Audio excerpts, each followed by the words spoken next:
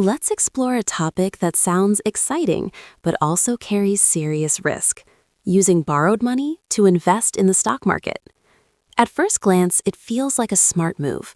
You borrow money at a relatively low interest rate, invest it, and expect your returns to exceed what you owe. If everything works perfectly, you profit without even using your own savings. But here's the truth: this strategy sits right at the intersection of opportunity and danger. The idea behind borrowing to invest. The logic is simple. If you can borrow money at a lower cost than the return you expect to earn, the difference becomes your profit.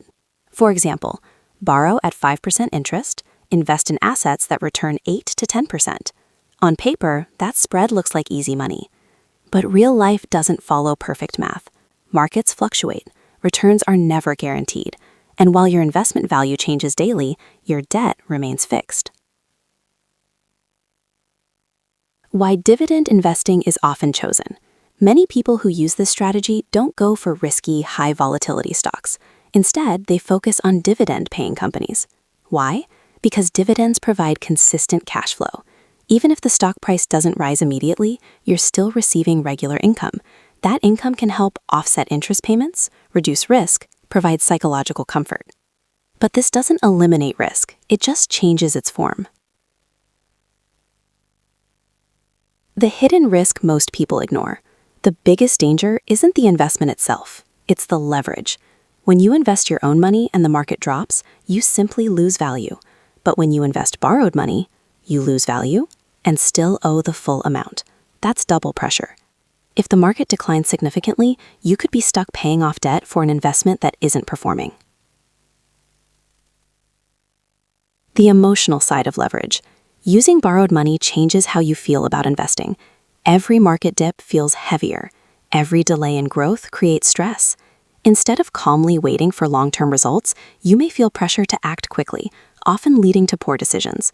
This emotional factor is one of the most underestimated risks.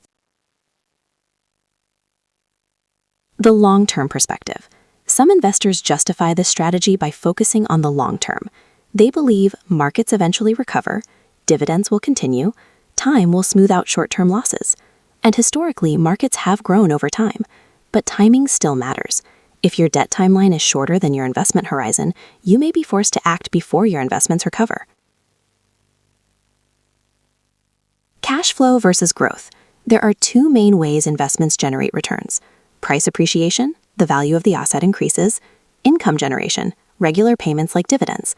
Borrowing to invest works best when income is stable, returns are predictable, risk is controlled.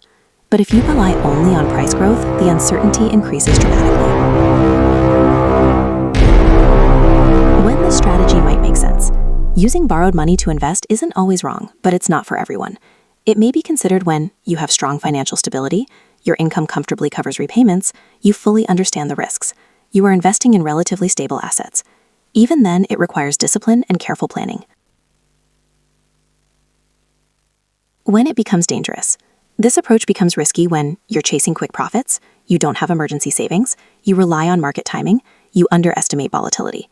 In these cases, what looks like an opportunity can quickly turn into a financial burden. The core lesson. This strategy teaches an important principle. Leverage amplifies everything. If things go well, gains increase. If things go wrong, losses increase. It doesn't create success, it magnifies outcomes. Final thought. Borrowing money to invest can seem like a shortcut to faster growth, but in reality, it's a tool that requires deep understanding, discipline, and patience.